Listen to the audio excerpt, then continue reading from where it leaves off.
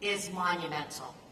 President Biden, your presence is making a difference to so many.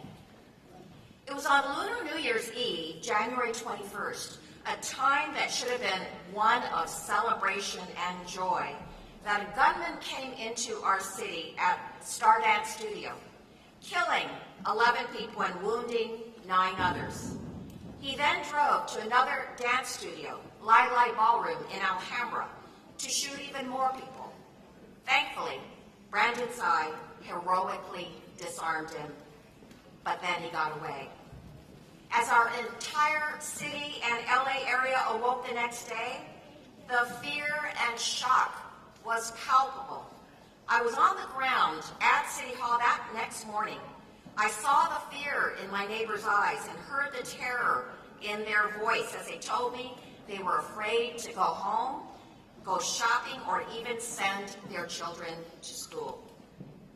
A day-long manhunt ensued, but thankfully, Sheriff Robert Luna and his team tracked him down miles away. Surrounded, he ended his own life. Though the immediate danger of the shooter was gone, Monterey Park and the Asian American community nationwide are still reeling, and we are still grieving. As the first suburban Chinatown in the U.S., Monterey Park holds a special place in the heart of the nationwide Asian American community. That's why it feels as though the attack on Monterey Park was an attack on Asian America. I've met with the victims' families, and I've come to understand how special the victims were. They were mothers, fathers, sons, and daughters. They were all Asian American immigrants from China, Hong Kong, Vietnam, Taiwan, and the Philippines, who worked hard to build their lives here. They did not deserve to be taken from us. But what is making a difference is the community. I want to thank the community for helping so immensely in their recovery. I know many of you are here today, and I especially want to thank President Biden for providing every federal resource possible. From the moment the shooting happened, federal law enforcement resources were here on the ground to help in the manhunt. Then, in the days following the attack, Vice President Harris and senior White House staff were here, bringing condolences from the president. Health and Human Services Secretary Javier Becerra visited here to discuss our recovery and found that though FEMA, or the Federal Emergency Management Agency, coordinates responses in a natural disaster, there is no such coordinated response after a mass shooting, resulting in much confusion and frustration. And then, Administrator Isabel Guzman Castillas of the Small Business Administration visited the small businesses near the shooting site to offer resources. We also know this. This shooter had a semi-automatic pistol with a high-capacity magazine that allowed him to shoot 42 rounds in a matter of minutes. He should never have had a weapon that was made for war, nor should the shooters in Half Moon Bay, Buffalo, Uvalde, and countless other places. This carnage must end. Yes.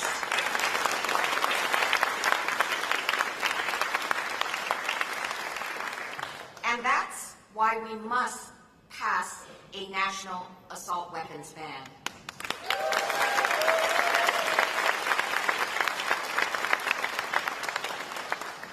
We also know this shooter was deteriorating mentally, having gone to the police to complain of his family poisoning him. Our red flag law could have enabled someone to have his guns removed, but I doubt that our immigrant community knows about it. So multilingual outreach is needed about this law to all our communities. So President Biden, thank you for meeting with the victims' families as well as the wounded, and consoling them. Thank you for being with us today in an ultimate act of healing. Thank you for letting us know that we are not alone. And thank you for continuing to raise your voice for an assault weapons ban in this country, as well as for measures in your gun violence executive order, especially with regard to enhanced red flag implementation and a coordinated FEMA response to mass shootings. We need this so that no other community has to go through what we've gone through. Thank you.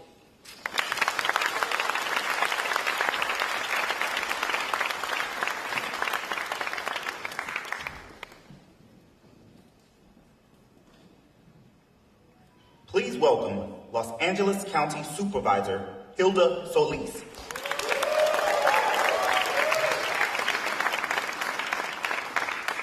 Good afternoon, everyone, and buenas tardes. I'm Supervisor Hilda L. Solis, and I represent the 1st District on the LA County Board of Supervisors. And I'd like to start, first of all, by welcoming President Biden to Los Angeles County, especially to Monterey Park, a city with over 60,000 residents who I am honored also to serve and represent. Thank you so much for being here, the epicenter of a tragic mass shooting. Yes, but, Mr. President, this is also an epicenter of hope and resilience. Here in Los Angeles County, I am honored to have 4 other colleagues sitting on a historic all-women board who, by the way, are all strong gun safety advocates just like myself. Just this year alone, we have unanimously passed 5 gun safety motions, including one you might be familiar with, Mr. President.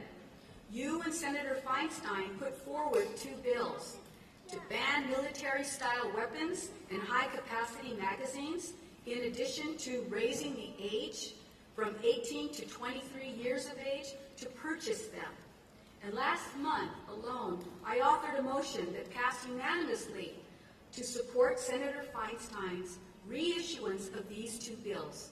Senate Bill 25 to ban assault weapons and high-capacity magazines, and Senate Bill 14 to raise the age from 18 to 21 to purchase assault weapons.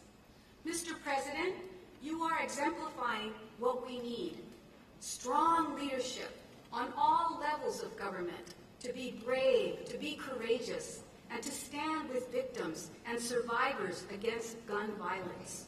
I refuse to believe that thoughts and prayers are going to somehow protect our children and lift our country out of this gun crisis. Your issuance of an executive order on gun control today is a perfect example of what is needed precisely here in America. Every day, we use the authority we have at the Board of Supervisors to keep our 10 million residents safe from gun-related violence, and to support the work of other brave colleagues that you're going to hear from, and you already heard from our Congresswoman, you'll hear from our U.S. Senator, but you'll also hear from our President. And next Tuesday's meeting at the LA County Board of Supervisors, I will be putting forward a motion to support President Biden's executive order. Mr. President,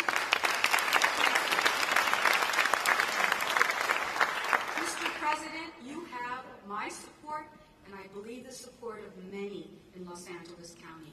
And LA County is ready and willing to continue supporting your efforts and vision to have a safer America for everyone. Sí se puede, and muchas gracias.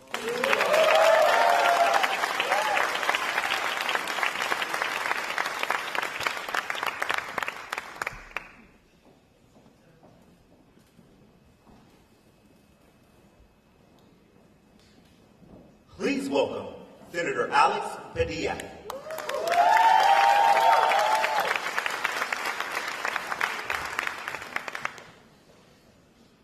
Good afternoon, Monterey Park. Good afternoon. It is a solemn honor to be back in Monterey Park today here alongside so many friends and colleagues, including Representative Judy Chu and Supervisor Solis, whom you just heard from, but also with first responders, with community leaders, with friends and loved ones of those wounded or taken from us in January.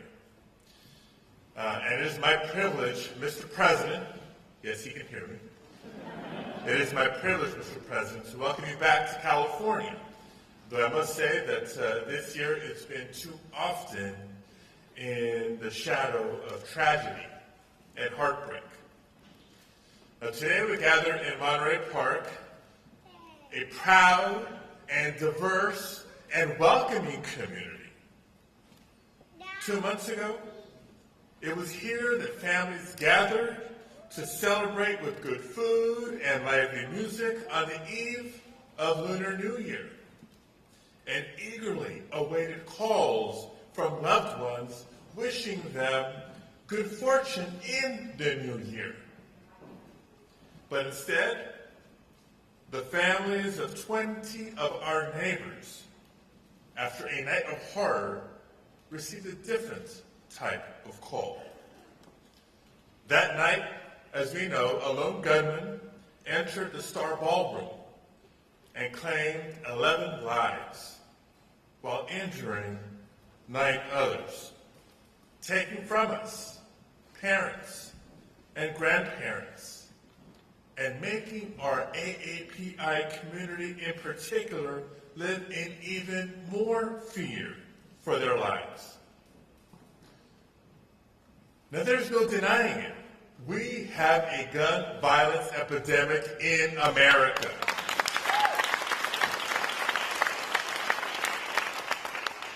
The gun industry continues to work overtime to create a culture of chaos because to them, American lives are worth less than the profits they make on the guns that they sell. But last year, under President Biden's leadership, Congress broke the stranglehold of the gun lobby when we passed meaningful gun safety legislation for the first time in nearly 3 decades.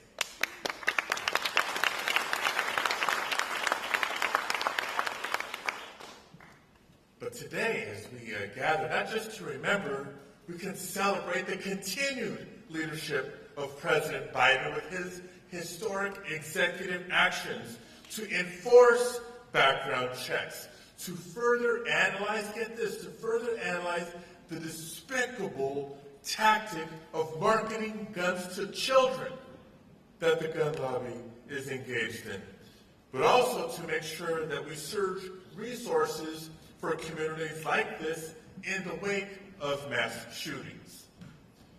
Despite the good that these executive orders will bring, as we all know, there will still be more work to do. That includes bringing back universal background checks. Absolutely. And as Supervisor Solis just mentioned, we should follow the example of then Senator Biden and our own Senator Dianne Feinstein for their work in 1994 in banning the sale of assault weapons, and we should ban high-capacity magazines as well.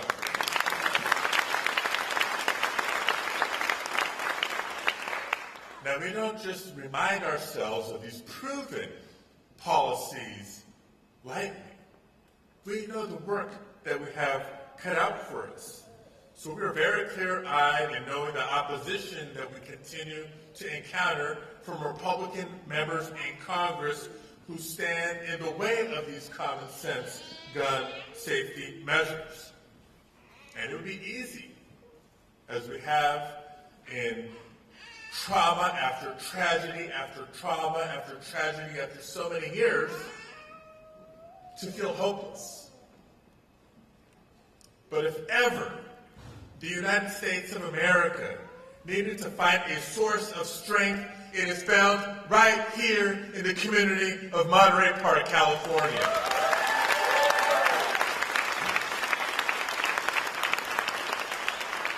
Just think about what we saw, what the nation saw in the days and weeks after the tragedy in January. What we saw was remarkable resilience. We saw the strength of those who rallied this community, like my guest at this year's State of the Union address, the former mayor, Henry Lowe. Give him a round of applause. Along with the new mayor, the entire council, all the leaders of this community, elected and otherwise, who came together to call for calm and healing for so many families. We saw the strength of this very Boys and Girls Club, who honored those lost by celebrating Lunar New Year and giving kids a chance and a place to play or to cry and to heal.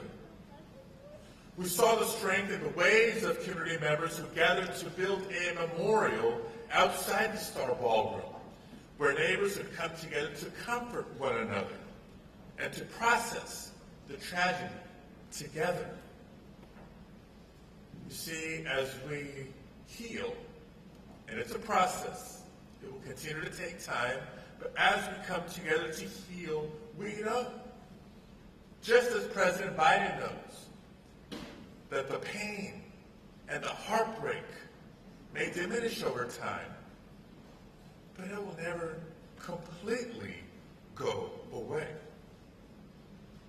But we can honor those who were taken from us by taking action to prevent future incidents of gun violence. We can and must save lives. We know what to do. We need the will of Republican members of Congress to help us do it. And we can honor those lost by reclaiming the sacred spaces and celebrations and by embracing the people and places that will always make Monterey Park strong and special. Thank you all for being here today. Thank you for having me. Let's welcome President.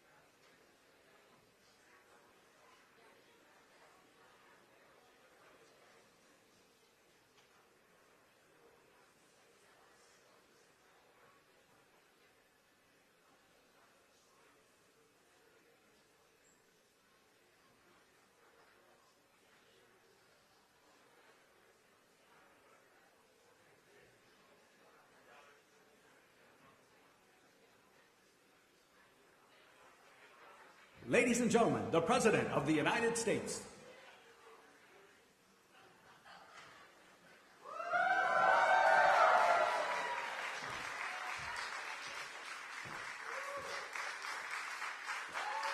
Good afternoon.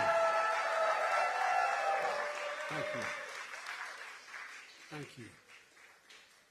Please have a seat if you have one.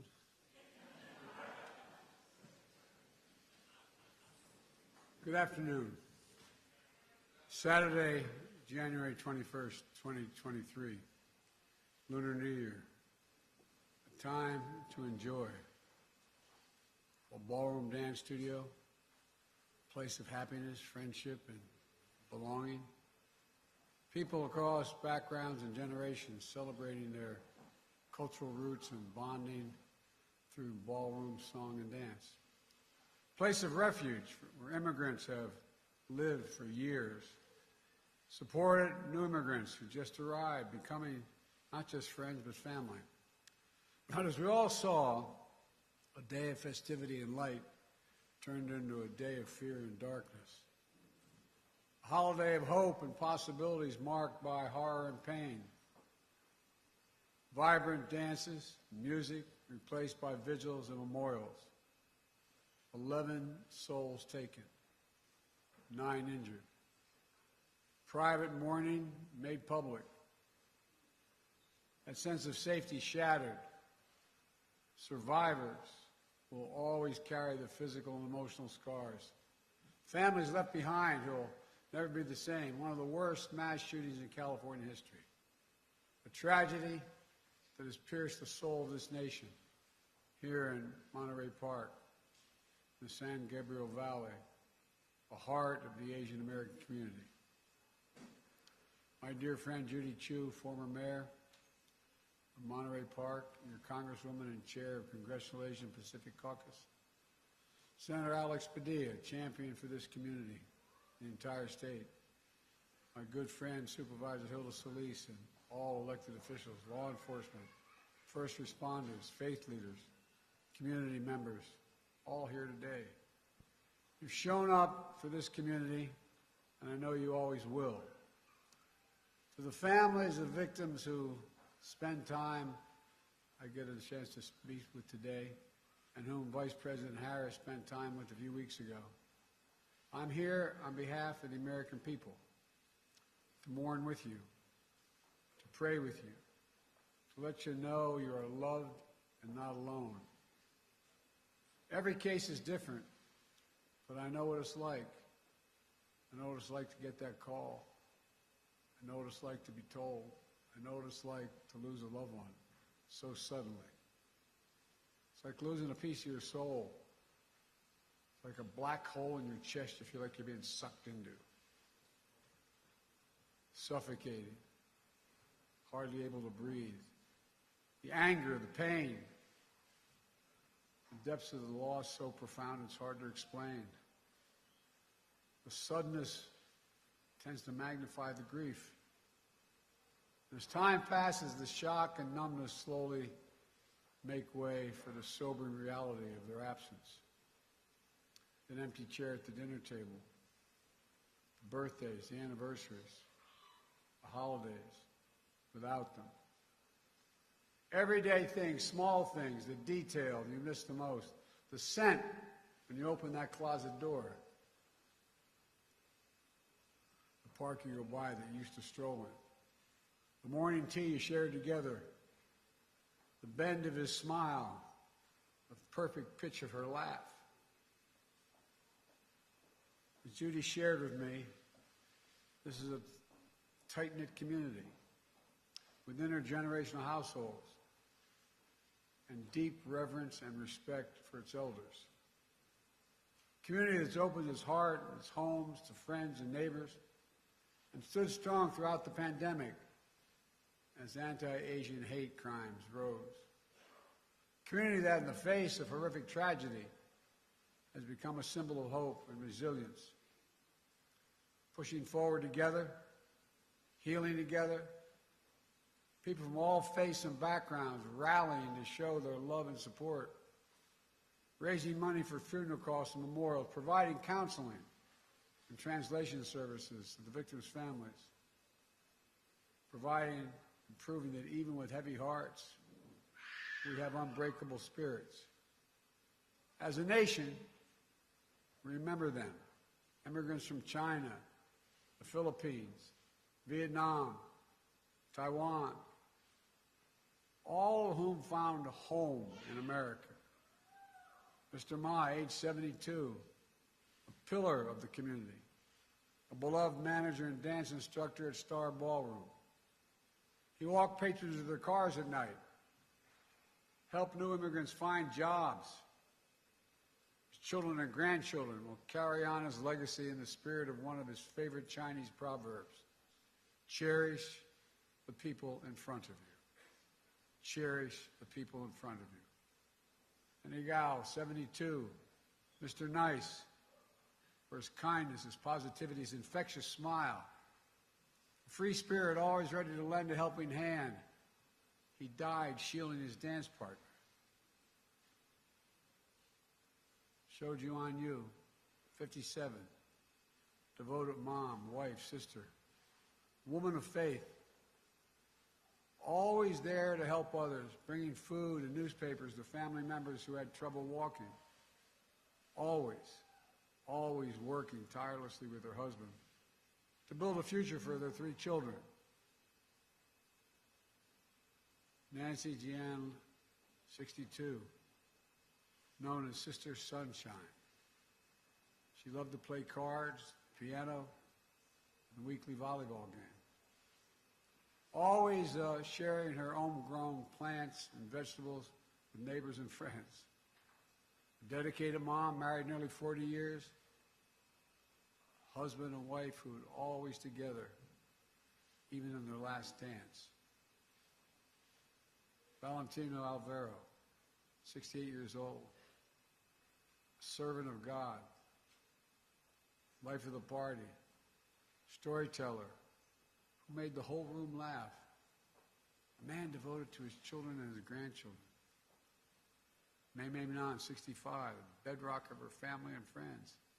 Eternal optimist, avid dancer, who'd visit the studio every weekend, often leaving snacks behind for her classmates. She radiated positive energy through her laughter, her kind words, and her smile. Moy Dayun, 67, refugee, community builder, cherished friend, known for her kindness, her sweetness, her generosity, her beloved family, the center of her world. Diana Tom, 7 years old, devoted daughter, wife, mother, grandmother, who loved to sing karaoke. A giver and an adventurer who loved to explore new foods and travel the world. Charles Zhao, 76, grateful, reflective, believed in living to the life to the fullest. He constantly showed his family and friends and showered them with warm words of encouragement, hope, and love. Tao Yo, 64, a lifelong learner. He retired as a business manager and was pursuing a second career as a pharmacist while caring for his elderly mother. A man beloved by his wife, children, and friends for his compassion, his determination, and his wisdom. Lily Lee, 63, a matriarch with absolute strength, optimism, and grace. Her daughter wrote, "Stolen is a grandmother whose granddaughter fell asleep many nights nestled between her loving arms. Taken away is the opportunity for her grandson to feel her love and warmth." All of them lived lives of love, sacrifice, and service for their families, for their community. They represent a bigger story, who we are as Americans, embodying the simple truth that our diversity is the strength of this nation. We saw that strength in Maria Leong.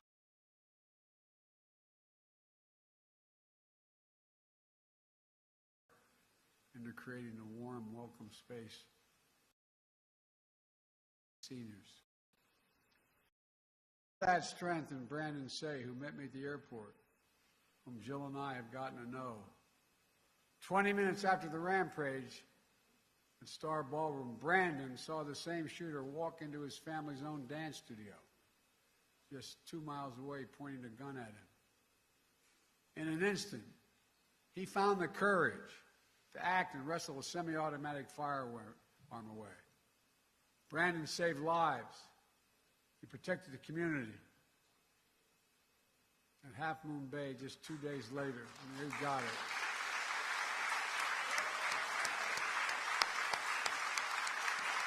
Brandon, stand up.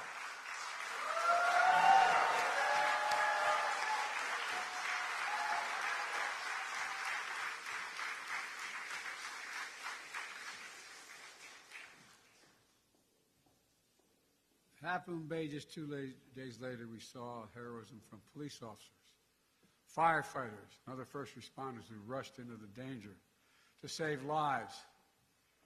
As many of you know, Jill and I invited Brandon as our guest at the State of the Union message because we wanted the country to know all of you, not just Brandon, all of you, the character of this community, the faith you have in this community, the pride we see it in you across all of American life. Just this week, a film about resilience and power of the Asian American immigrant family made history at the Oscars.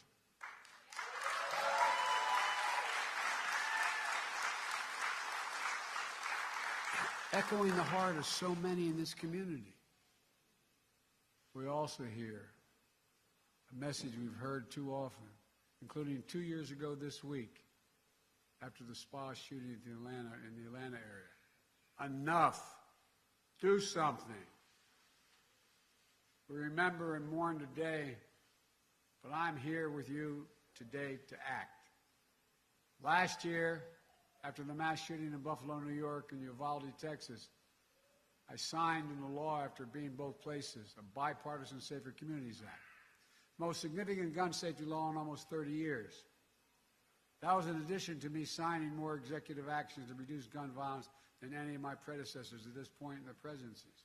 Today, I'm announcing another executive order that will accelerate and intensify this work to save more lives more quickly. First, this executive order helps keep firearms out of dangerous hands, as I continue to call on Congress to require background checks for all firearm sales. And in the meantime, my executive order directs my Attorney General to take every lawful action possible to move us as close as we can to universal background checks without new legislation. It's just common sense to check whether someone is a felon, a domestic abuser, before they buy a gun. The executive order also expands public awareness campaigns about the red flag laws, which my son, before he died, Attorney General in Delaware, was a great proponent of and instituted. So more parents, teachers, police officers, health providers, and counselors know how to flag for a court that someone is exhibiting violent tendencies, threatening classmates, or experiencing suicidal thoughts that make them a danger to themselves and others, and temporarily remove that person's access to firearms. And it promotes, this executive order, safe storage for firearms, something every responsible gun owner agrees with. Second thing it does, the executive order ramps up our efforts to hold the gun industry accountable. It's the only outfit you can't sue these days.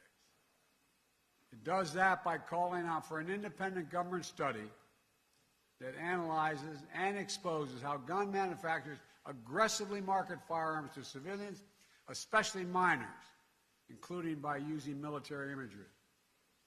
And it directs the Attorney General to publicly release alcohol, tobacco, and firearms inspection reports of firearms dealers who are cited for violation of the law.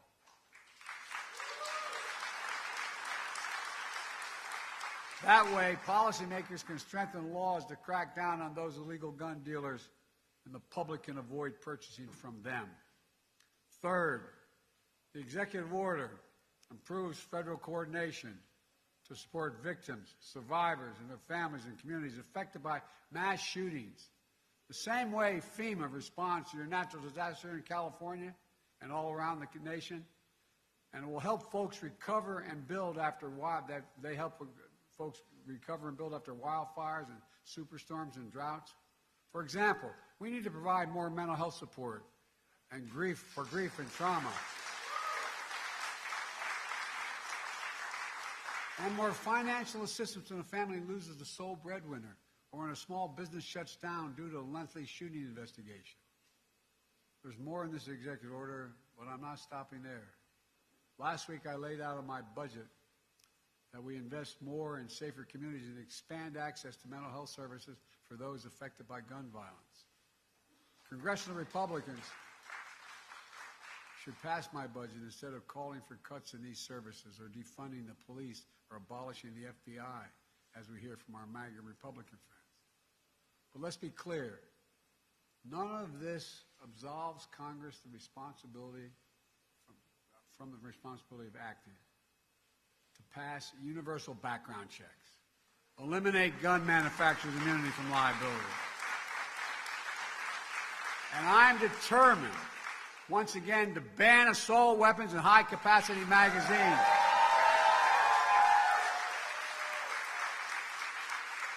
I led that fight to ban them in 1994.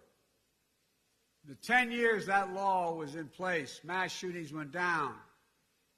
Our Republican friends let it expire 10 years later. And mass shootings tripled since then, tripled. So let's finish the job. Ban assault weapons, ban them again, do it now. Enough, do something. Do something big. Folks,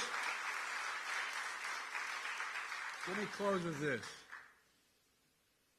Scripture says, the Lord is near to the brokenhearted and saves the crushed in spirit. A lot of us have been there.